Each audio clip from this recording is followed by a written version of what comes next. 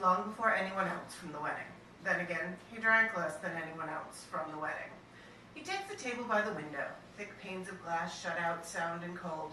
The ocean runs along anyway, a world on mute. The waiter hovers. Ken glances around. They're all hovering. Some are just doing it from farther away. A hotel full of wedding guests means a fully staffed dining room, but again, open bar. Ken orders coffee. 6 people move. It takes 24 waves for the coffee to arrive. The cup is hot in his hands, hot and small, very small. If he drank coffee, he'd be done with this in no time. 5 waves max. He presses his palms together, tighter against the cup, chasing the warmth back into the porcelain. His fingers overlap each other, tips cold against the opposing knuckles. Someone brings cream. Someone else brings sugar. The waiter hovers with the coffee pot. Ken wonders if a full dining room would escort him a bigger cup. Will anyone be joining you? My sister. The room springs into action. New silverware, new napkin, another tiny cup. Ken waits to see what the staff not lucky enough to grab a task will do. Any second now, there's going to be a dancing teapot. He's sure of it.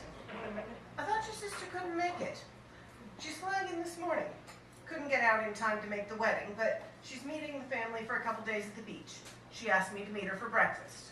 He wonders if this is true. It could be. Sounds like something his sister would do. One of his sisters would do. Which one probably doesn't matter. He doesn't know this guy all that well. Besides, he only has one sister. Still, an ounce of prevention. I haven't heard from her yet, though. Hope her plane's on time. He picks at the menu.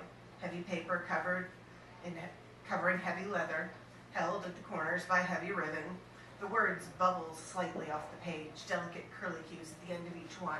Clearly, whoever picked the font never talked to the guy who designed the rest. Typical. Software guys never think about the hardware until it's too late. He orders something. Doesn't really fit with the waiting with his sister story, but he could never resist poking an anthill. The result is gratifying. Staff scuttling everywhere. Sit with you while you wait. The correct answer is sure, and Ken knows it.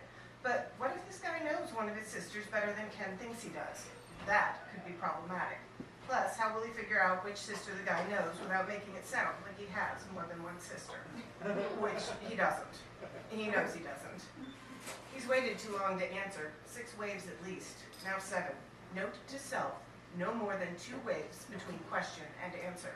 Sure, sorry about that. I was just wondering if I should call, but, you know, phone ringing, buried in carry-on, annoying. The guy sits down. He was an usher yesterday. Ken's sure they met. Bob, Bill, Boyd, Brad. Alexander! Of course, never Alex. I remember. The food arrives, the smell of butter rolling in well before the plate touches the tablecloth. He appears to have ordered some distant cousin of Eggs Benedict. The sauce misses true hollandaise yellow by a good 12 shades. It's practically orange. Kraft macaroni and cheese orange. It clashes with the cantaloupe they're using as garnish. Below the sauce is some sort of meat, definitely not ham. He has got to start reading the menu before he orders. The shiver of the eggs tells him they're going to ooze when he cuts them. Well, here goes. They do ooze. It's a nice contrast to the orange.